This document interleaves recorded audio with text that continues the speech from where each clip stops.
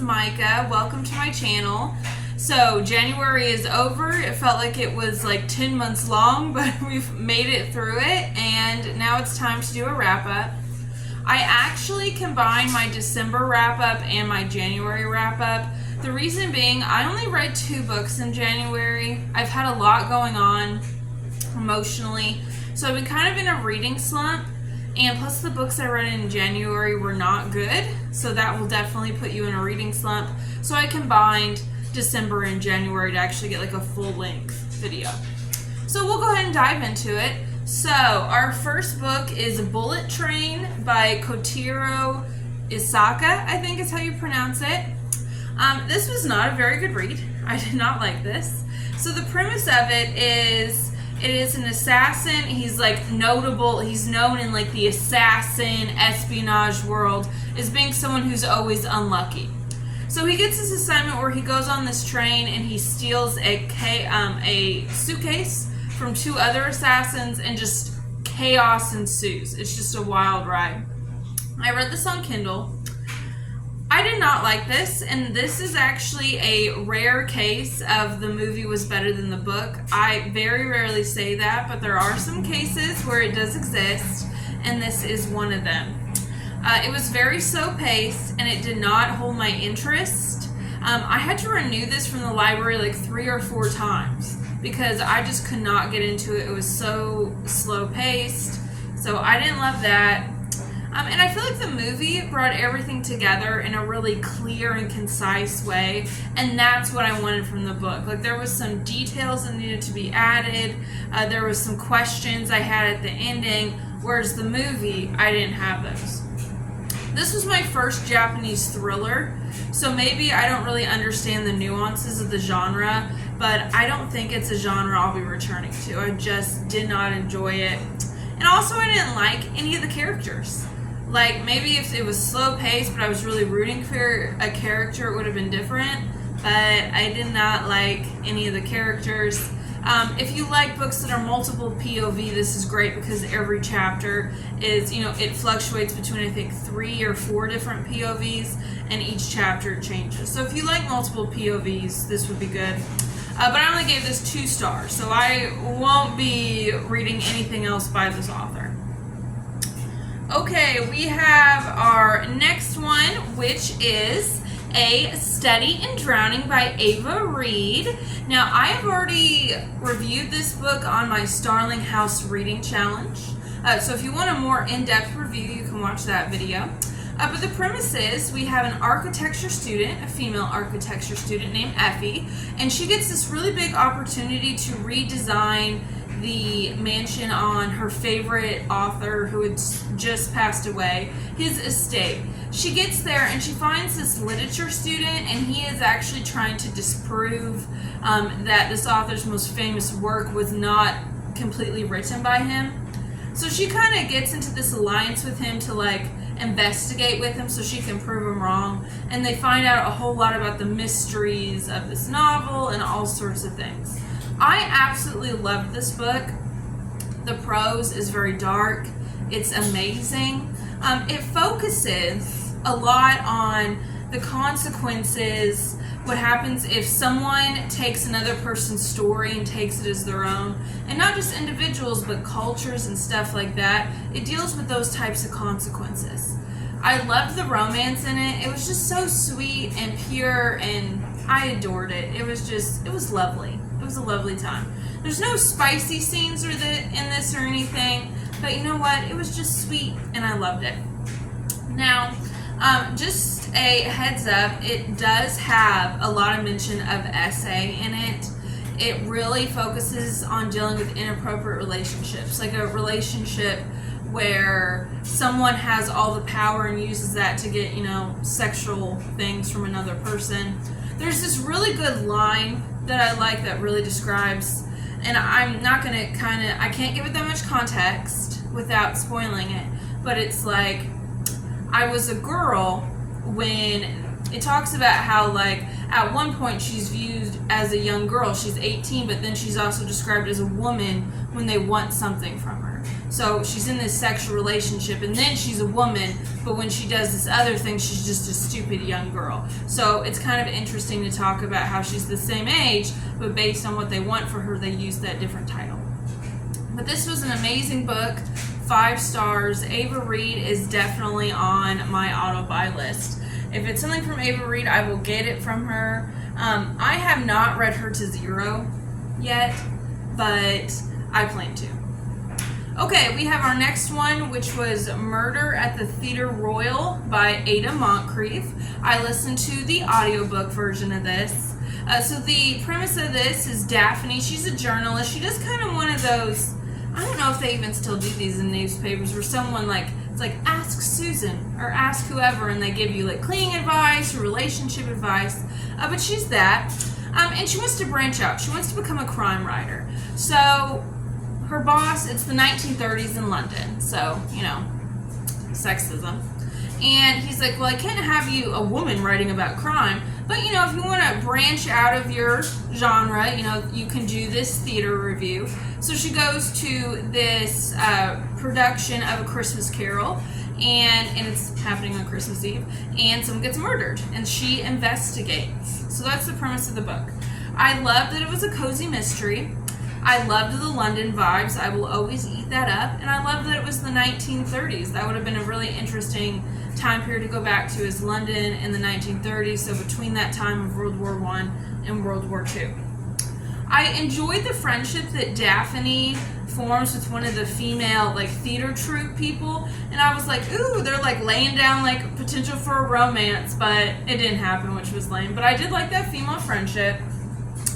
It took forever for the murder investigation to start. The murder happens within an acceptable amount of time, but it takes a long time for Daphne to actually gather things and to get into it.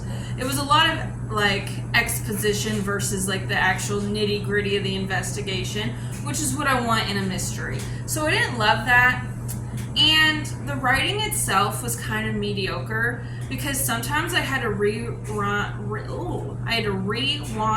the audiobook for a couple reasons. Either A, because it was not interesting enough to hold my attention, so I had to rewind it, or B, the writing was not clear enough and I didn't understand what was happening, so I had to listen to it multiple times. So the writing itself wasn't the greatest. This is a series, and I think it's just Christmas mysteries, but I don't think they're related. So if you're wanting a series where things are unrelated, you can go for that. So it's technically the second book in a series, but you can totally understand it without having read the first one. And I gave this 3 stars. It was decent, I would read this author again, but not the best thing I read this month or anything like that. All right, next up, we have Love on the Brain by Elie Hazelwood. So, the premise of this. Bee is a neuroscientist and she gets her dream job at NASA, but then she finds out that her supervisor is her arch nemesis from grad school. So then chaos ensues. So things I liked about this, I liked the perspective of a female scientist, and it really talks about the struggles of women in STEM fields. So I thought that was I liked that aspect. There was a lot of funny humor, the main character Bee, I feel like me and her would get along. We have similar sense of humor, and it was an easy read. I went through this really quick, and that's kind of what I needed this past 2 months. But here's the things I don't like. So, if you've never read Elie Hazelwood before, this is the second book I've read. The other thing I've read, it's called Loathe to Love You, and it's 3 little novellas in one. But this is a consistent thing throughout her writing, is she pairs a female character who's 5 feet, 5'2" maximum, so pretty short, and then a 6'2", 6'3" guy. So really short girl, really tall guy, and that's the main attraction between them, is their height difference. And I think that's so bizarre that is a constant pairing in her writing. I don't love that. Don't love that about it. What else about this? It has the miscommunication trope, which I hate, because that means the characters aren't emotionally developed. Just talk like adults. I hate the miscommunication trope. I hate it. So that was something I liked. This is a spicy romance. The smut was okay, but there's another thing that Allie Hazelwood does that I don't like. And like I said, tall guy, short girl, and the idea is that the guy, like, you know, his genitalia is so big that it like hurts the girl, you know, when they start having sex, and that like the girl finds it hot, like it's, you know, he's so big that it hurts and it's so pleasurable. I hate that, because sex is supposed to feel good. It is not supposed to be painful in that way. Like, yeah, there's people who are into kind of like, you know, slapping and other sort of things. That's fine. But like that part is not supposed to hurt. So I don't love that. I don't like when authors try to make that sexy when it's actually like, oh, that sounds really uncomfortable and not a good time. So I didn't love that. So it kind of took the spicy smut enjoyment away. I gave this 3 stars. I liked the humor. I liked the thing about, you know, the female struggles of, you know, women in STEM jobs. But the romance, just her stereotypes and how she like continues that in her writing gets on my nerves. Okay, then we have What Lies in the Woods by Kate Alice Marshall. I listened to this in audiobook, and the narrator was really good. So the premise of this is that 3 girls are victims of a crime when they're like 10, 11 years old. And they help put this serial killer behind bars. And then when they're in their 30s, he dies in prison, the serial killer does. And they all reunite, and then some secrets about what really happened that day come to the surface. So this was an excellent book.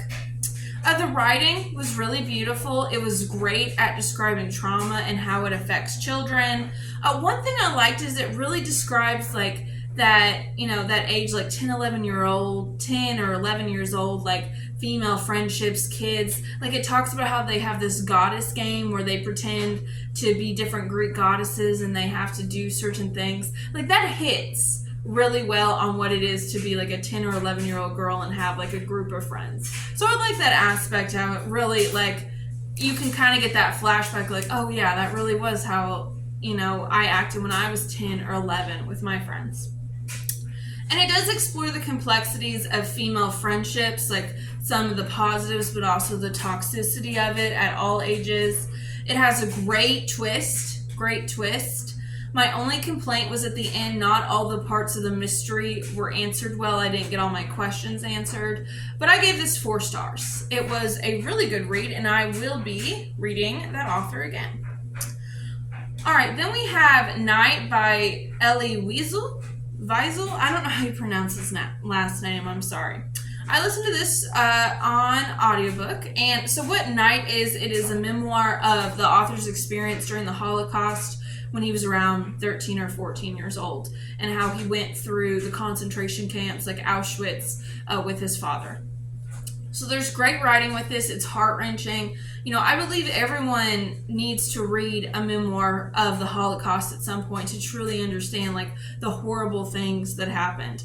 And you know, these firsthand experiences are so important. These firsthand accounts are so important to read. So I highly recommend this. And I feel weird to even critique this because I'm not critiquing this person's experience. I would never do that. My only thing with the book is maybe like, because at the end I kind of wish they had gone into like what happened with his family, talk about liberation, stuff like that, and kind of how his life was like what he did after he was liberated. But you know what, that's just my personal thing. That is his own story, and he shared what he wanted to, and that was his choice, and I respect that.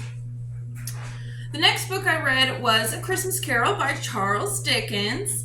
This is one of my favorites. I absolutely love this story, and if you want to know, my favorite movie version of this book is The Muppets Christmas Carol. I have zero shame. I love it.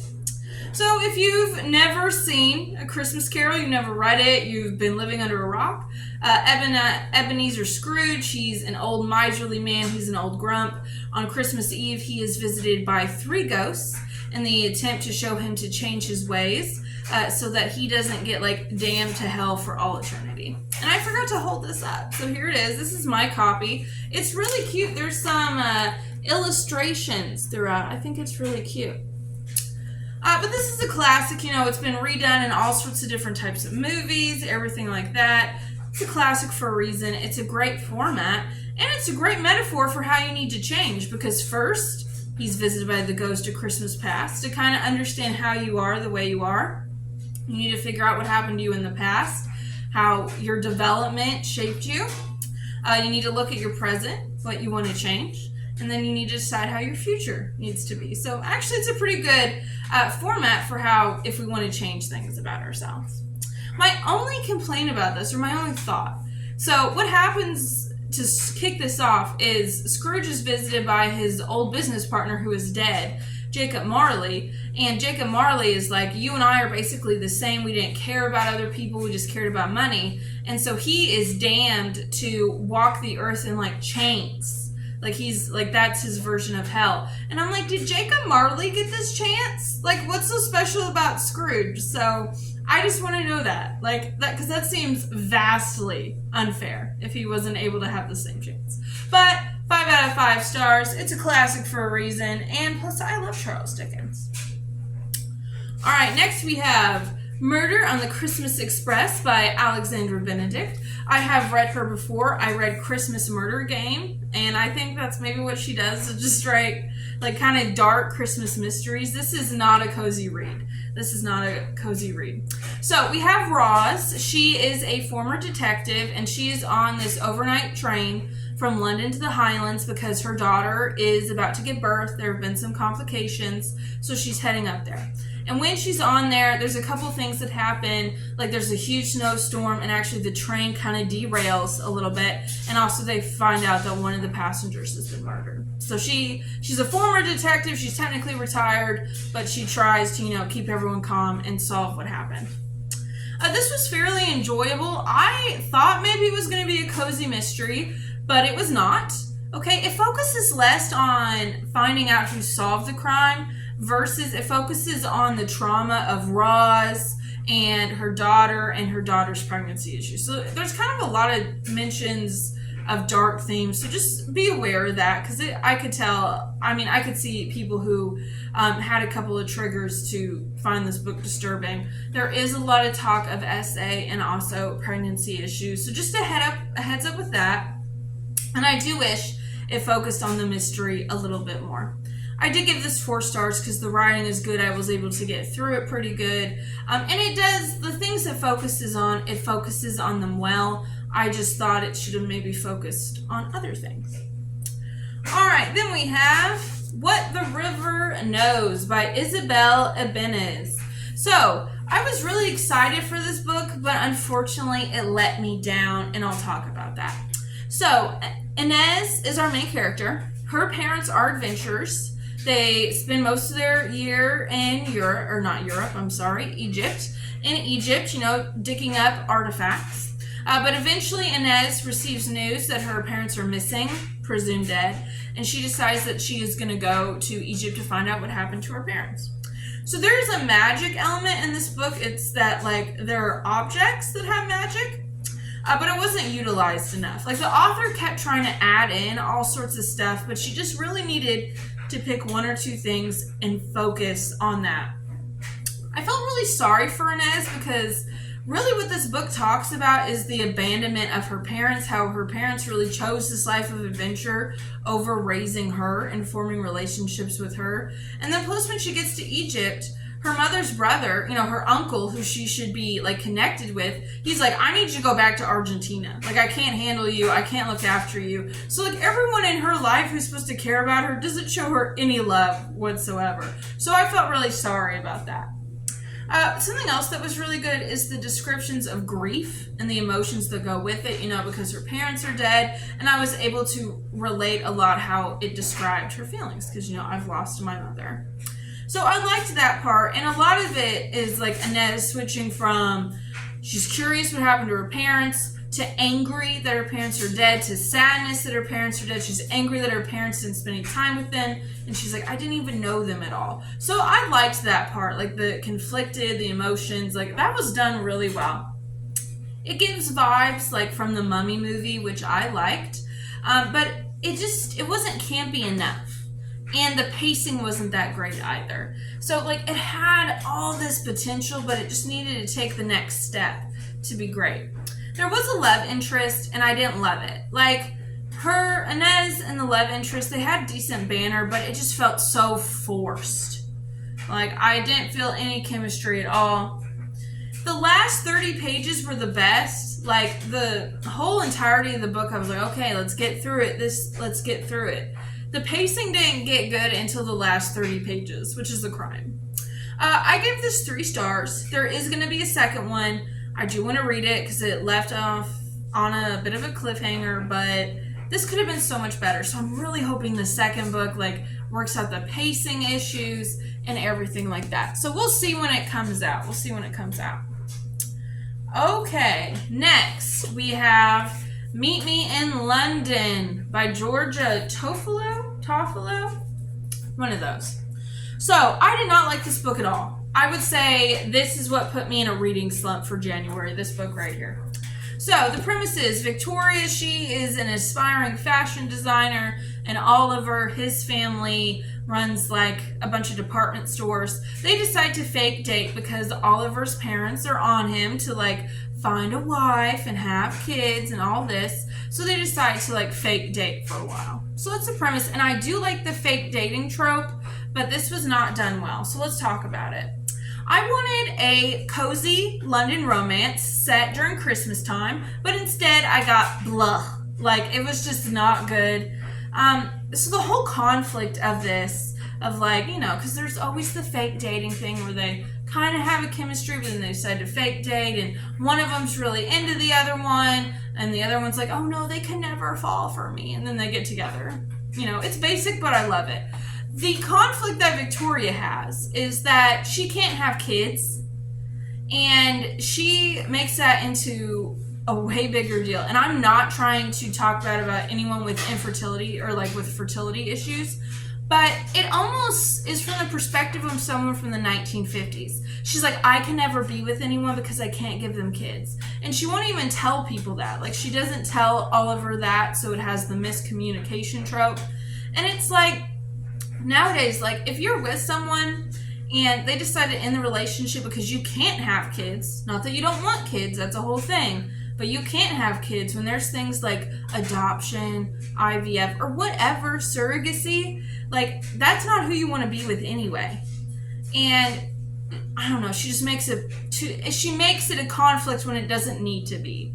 And it just really got on my nerves. And there was no chemistry at all between them, I didn't think.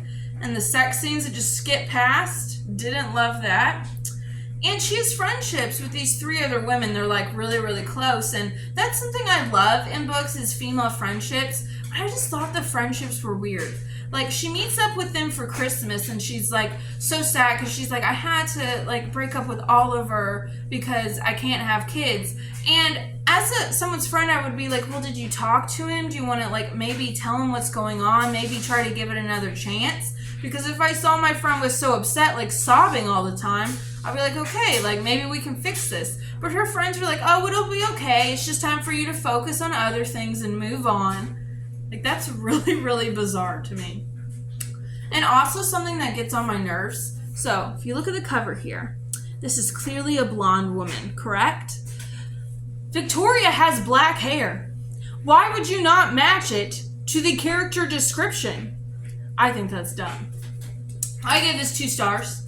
This is a whole series, not with them, but it's like, I think it's like all 4 friends have romance. I will not be picking it up because this put me in a reading slump. But this next book got me out of a reading slump, so I'm thankful for that. And this is Neon Gods by Katee Robert. I absolutely love this book. This was recommended to me by my friend Judy, so thanks, Judy. So this is a Hades and Persephone retelling. And in this book, Olympus is a normal town. The only thing that is different about it is it has this barrier that keeps it separated from the rest of the world. And it's like really hard to break through. Like, you can't just drive out of town. Like, you need someone to help you. It's kind of like a smuggling operation. And it's ruled by the 13, like the 13 gods of Olympus. And like Hades, Poseidon, and Zeus are all legacy roles, but everyone else is elected. So, like, Persephone's mom is Demeter, but that's not her real name. Like, that's just her position. So, basically, Persephone, she's Demeter's daughter, and Demeter basically does an arranged engagement to Persephone, to Zeus, and Persephone is like, oh, hell no, because it's rumored that Zeus has killed his last 3 wives. And she's like, that's not going to be me. So she runs away across the river Styx, which is where Hades is. And she actually thinks that, like, Hades is a myth because everyone thinks he's dead. So he helps her out, and they come to this agreement. And basically Persephone is like, how about we have sex? And because if Zeus hears that you and I are having sex, he'll think I'm, like, tarnished, and he won't want to marry me. And so they agreed to have this little arrangement until winter ends, which is when Persephone can access her trust fund. So I really liked this. I liked the, like, original elements of the myth that are sprinkled throughout. Like, for example, Persephone's safe word is pomegranate. And if you know anything about the original myth, like, pomegranate is part of it. And, like, they're staying together through winter, which was part of the original myth. So I did like those little elements that are sprinkled through. The chemistry between Hades and Persephone was great. The romance was sweet. I ate it up. The spicy scenes were top notch. And you know what? I like my spicy books with a storyline. And that's exactly what I got. And this got me out of a reading slump. So I gave this 5 stars. It deserves it. The writing was good. The spice was good. I like a good retelling. I was happy with this. And plus, it's a whole series, so eventually I'll get sucked into even more, like, Greek mythology smut, so good for me. But that is everything I read in January and December, so I had some flops, but I also had some that I really, really liked. I would say my favorite was A Study in Drowning, and my least favorite was Meet Me in London. Because you know what? I maybe could have given this 3 stars, but the fact that she's blonde on the cover and she has, like, black hair in the book, that's dumb to me. All right, everyone. I hope you guys had a great January, and I hope February is awesome for you. I'll see you later.